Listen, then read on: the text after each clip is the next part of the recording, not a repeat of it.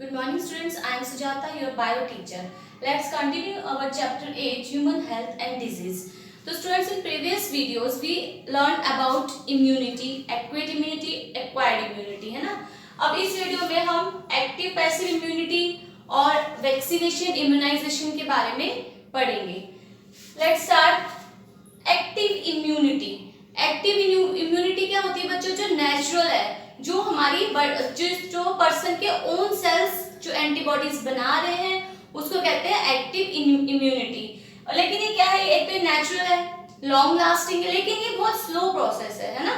और memory generate है, जैसे कि हमने एक्वायर्ड में आपको बताया था मैंने कि फर्स्ट टाइम जैसे कोई पैथोजेंस बॉडी में एंटर करते हैं ना, तो हमारे सेल्स उसको रिकॉग्नाइज एंटीबॉडीज तो बनाते हैं, बट वो डिजीज में हो जाती है। तो जो एंटीबॉडीज बनती हैं वो उन सेल्स को रिकॉग्नाइज कर लेती है, उन पैथोजेंस को रिकॉग्नाइज कर लेती है, और सेकंड टाइम जब वो बीमारी हमें दोबारा होती है इन फ्यूचर, तब वो तुरंत से उन पे रिएक्शन करती है और उस पैथोजन को किल करती है। लेकिन स्लो प्रोसेस है, ठीक है।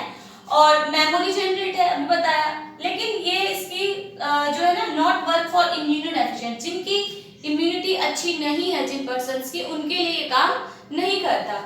नेक्स्ट है हमारा पैसिव इम्यूनिटी। पैसिव इम्यूनिटी बच्चों क्या है? आर्टिफिशियल होती है ना।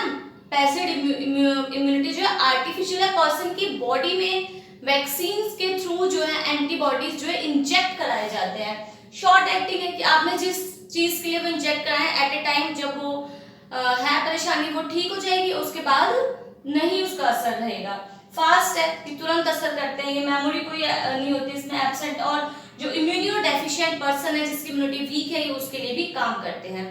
अब इसमें एक मेन पॉइंट जो है बच्चों वो ये है IgA और IgG। हमने पढ़े थे 4 टाइप्स के एंटीबॉडीज हमने। इम्यूनोग्लोबिन ए जो है ना बच्चों, जो एंटीबॉडी है, ये हमें मिलती है हमारी मदर के फर्स्ट जो मिल्क होता है मदर का, जिसको हम कोलोस्ट्रम बोलते हैं, मदर के फर्स्ट मिल्क से ये बच्चे को ये एंटीबॉडीज मिलती हैं। इसको हम पैसिव में लाएंगे। पैसिव में क्यों लाएंगे? क्योंकि ये बच्चे की बॉडी ने नहीं बनाई, ये मदर से उसकी बॉडी में ये एंटीबॉडीज ने एंटर करा है, ठीक है। तो आप ये ध्यान रखना, IgA are the antibodies which are present in the first milk, first yellowish milk of mother, ठीक है। और सेकंड है बच्चों IgG, इम्यूनोग्लोबिन जी। ये भी जो है मदर से जब बच्चे को आती है, लेकिन इन वॉर्म, जब बच्चा वॉर्म में होता है तब ये जो इम्यूनिटी है प्लेसेंटा के थ्रू ये एंटीबॉडीज, किसके? प्लेसेंटा के थ्रू ये एंटीबॉडीज जो है IgG ये बच्चे के अंदर एंटर करते हैं। और एक बात और ध्यान रखना, IgG are the only antibody which cross the membrane of placenta. Clear है ना आपको ये सारी चीजें? Active immunity, passive immunity, IgA and IgG। Now students, our next topic is vaccination and immunization। तो वैक्सीनेशन क्या है ना?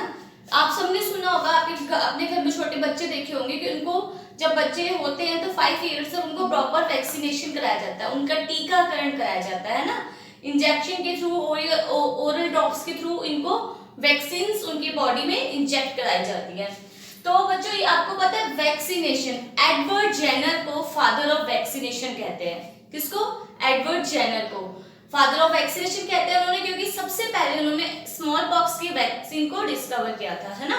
और बच्चों जो ये वर्ड है वैक्सीनेशन, ये क्वाइन करा था लुईस पास्चर ने। ध्यान रखना, Edward Jenner is the father of vaccination and the word vaccination is coined by Louis Pasteur. अब हम समझते हैं वैक्सीनेशन है क्या।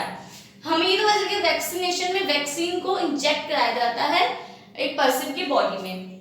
अब देखो वो किस तरीके से इंजेक्ट, जो वैक्सीन है, जो भी इंजेक्शन में हमारे जो इंजेक्शन है इसके अंदर जो भी हमने दवाई डाली है, जो वैक्सीन है वो क्या है?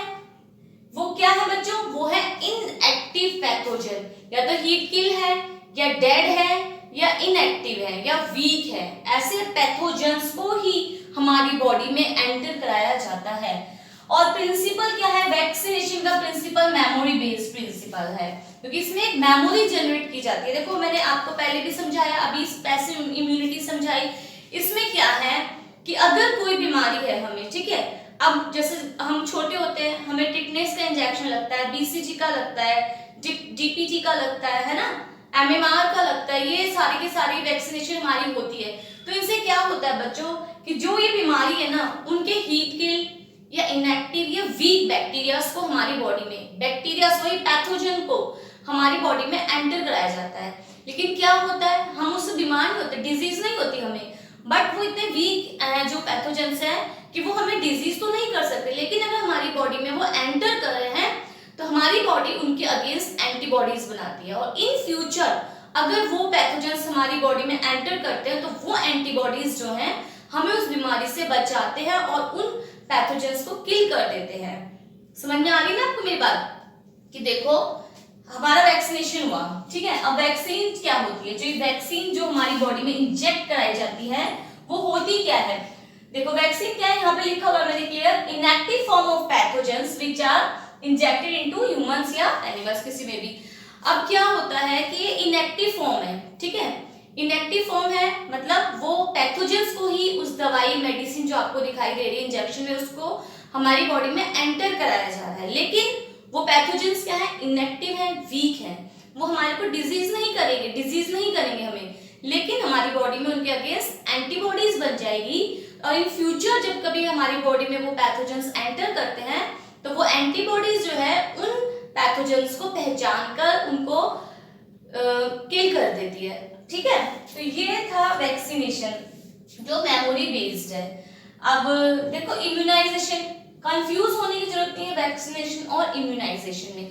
वैक्सीनेशन जो वैक्सीन हमारे अंदर गई है, इम्यूनाइजेशन वो प्रोसेस है जो वैक्सीनेशन के बाद हमारी बॉडी कर रही है, जो एंटीबॉडीज बना रही है वैक्सीनेशन के बाद, ठीक है ना।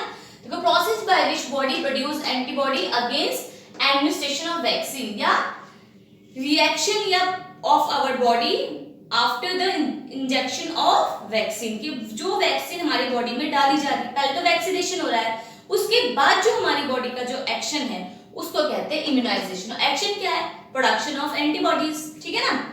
अब जब प्रोडक्शन ऑफ एंटीबॉडीज हो रहा है तो बी सेल और टी सेल्स काम करेंगे, क्योंकि मैंने आपको पहले बता चुकी हूँ कि हमारी बॉडी में एंटीबॉडीज कौन बना रहा है, बी सेल्स बना रहे हैं, और टी सेल्स उनको हेल्प कर रहे हैं, है ना। तो अब देखो सपोज करो कि भाई हमने पढ़ा कि एक्टिव इम्यूनिटी पढ़ लिया हमने कि भाई हमारी बॉडी खुद एंटीबॉडीज बनाती है, ठीक है। अगर सपोज करो हमें एक हमारी बॉडी में एक स्नेक ने हमें बाइट करा है, उसका स्नेक का वेनम जो है हमारी बॉडी में एंटर कर गया है, उसका जो जहर है हमारी बॉडी में। अब हम ये थोड़ी वेट करेंगे कि हमारी बॉडी उसके अगेंस्ट एंटीबॉडीज बनाए तो उसको असर हो, तब हम इतने में तो बंदा डेथ हो जाएगी, है ना। तो क्या होगा, हम उसको आर्टिफिशियली एंटीबॉडीज एंटर कराएंगे, ये क्या हो गया, वैक्सीनेशन। आर्टिफिशियली कैसे कराएंगे कि हमने उस कोबरा के थोड़ा सा वेनम को लेकर, जो भी स्नेक बाइट किया है तो उसके थोड़े से वेनम को लेकर हमने किसी एनिमल में, सपोज करो मंकी में इंजेक्ट कर दिया, ठीक है।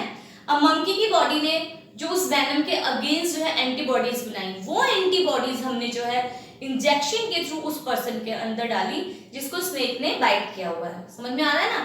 तो ये होगी इम्यूनाइजेशन में और वैक्सीनेशन में आर्टिफिशियली कई बार हमारी बॉडी में एंटीबॉडीज को एंटर कराया जाता है, जो कि बहुत फास्ट रिएक्शन है, लेकिन वो तभी के लिए होता है ना। हमने पैसिव इम्यूनिटी पढ़ी थी ना, तो ये एक पैसिव इम्यूनिटी का भी एग्जांपल है। अब देखो जो ये आज के टाइम पर जो बीमारियों के लिए आरडीटी, रिकॉम्बिनेंट डीएनए टेक्नोलॉजी है, जो बैक्टीरिया और ईस्ट पे बेस्ड है, इसको इस टाइम ज्यादा रिसर्च चल रही है, इस पे काम चल रहा है। और हेपेटाइटिस बी के जो वैक्सीन है वो बनाई गई है ईस्ट सेल के से, ठीक है। तो ये हो गया हमारा वैक्सीनेशन और इम्यूनाइजेशन। एक बार हम रिव्यू लेते हैं अपना अब तक का जो हमने टॉपिक्स पढ़े। हमने पढ़ा एक्टिव इम्यूनिटी, पैसिव इम्यूनिटी, है ना। तो एक्टिव इम्यूनिटी, पैसिव इम्यूनिटी हमने पढ़ा, जो हमारी बॉडी में एंटीबॉडीज बन रहे हैं वो एक्टिव इम्यूनिटी का एग्जांपल है, और जो आर्टिफिशियली हमारी बॉडी में इंजेक्ट कराया जा रहा है वो पैसिव इम्यूनिटी का एग्जांपल है। एक्टिव इम्यूनिटी स्लो है, वो फास्ट है। एक्टिव इम्यूनिटी मेमोरी जनरेट होती है ना।